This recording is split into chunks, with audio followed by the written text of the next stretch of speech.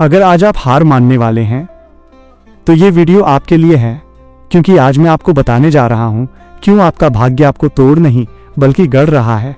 क्या आपने कभी सोचा है, जब मेहनत करने के बाद भी परिणाम आपके हाथ में नहीं आता, जब अपने ही लोग साथ छोड़ देते हैं, जब हर रास्ता बंद नजर आता है, तब क्या ये सब केवल दुर्भाग्य है या फिर ये वही भाग्य का लिखा है जिसे स्वयं श्री कृष्ण ने पहले ही निर्धारित कर दिया है?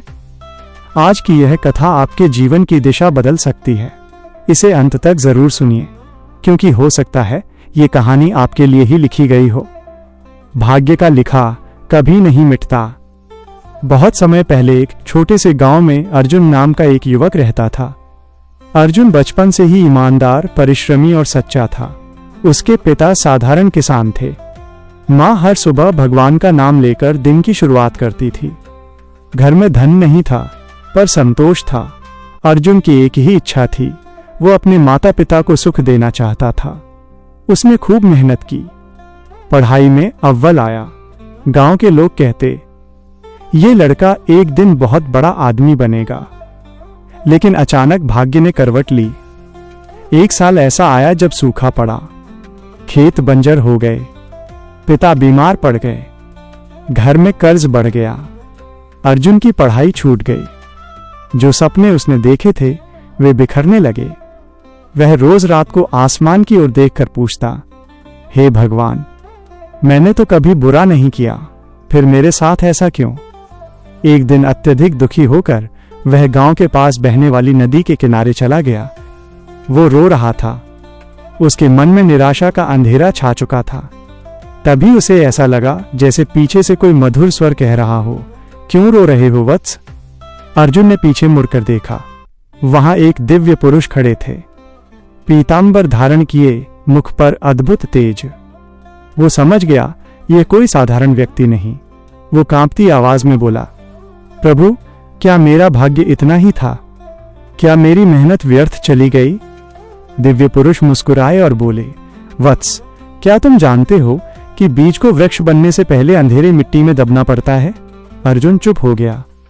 जो भाग्य में लिखा है वो अवश्य होगा, लेकिन यह भी सत्य है कि भाग्य तुम्हारे कर्मों से ही निर्मित होता है। अर्जुन ने पूछा, तो क्या मैं अपना भाग्य बदल नहीं सकता? उत्तर मिला, भाग्य का लिखा मिटाया नहीं जा सकता, पर कर्म से उसे उज्जवल अवश्य किया जा सकता है। जैसे सूर्य को कोई रोक नहीं सकता, पर दीपक जलाकर अंधकार कम किया जा सकता है।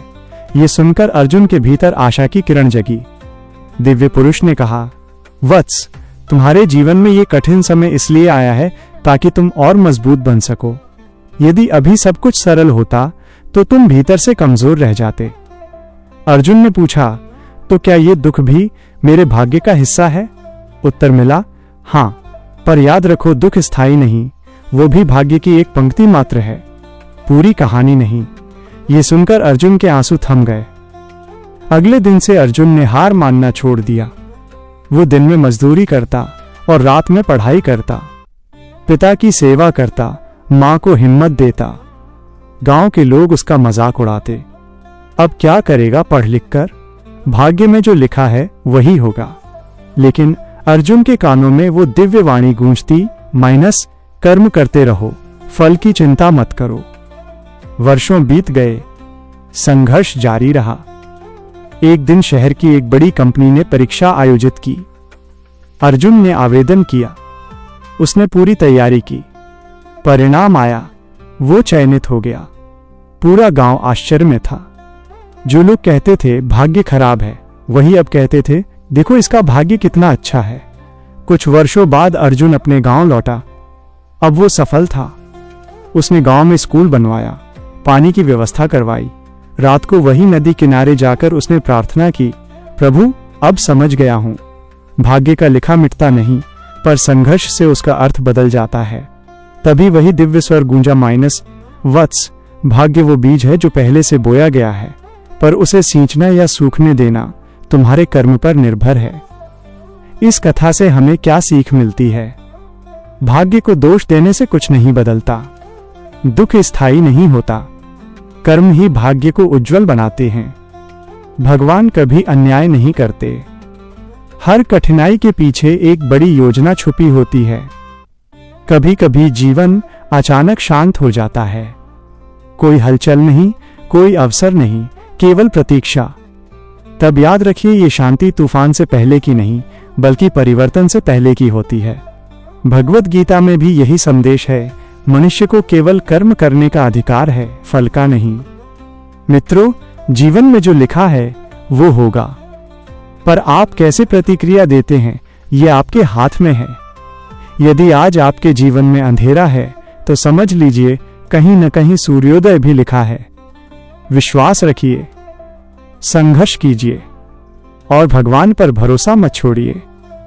यदि आप भी चाहते हैं कि आपके जीवन में सकारात्मक परिवर्तन आए, यदि आप चाहते हैं कि हर दिन आपको ऐसी प्रेरणादायक कथाएं मिलें, तो अभी धर्मपथ चैनल को सब्सक्राइब कीजिए, वीडियो को लाइक और शेयर कीजिए ताकि ये दिव्य संदेश और लोगों तक पहुंचे।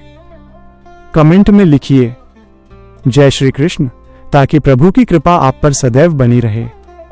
भाग्य का लिखा कभी नहीं मिटता, पर जो भगवान पर विश्वास करता है उसका भाग्य स्वयं भगवान लिखते हैं। जय श्री कृष्ण।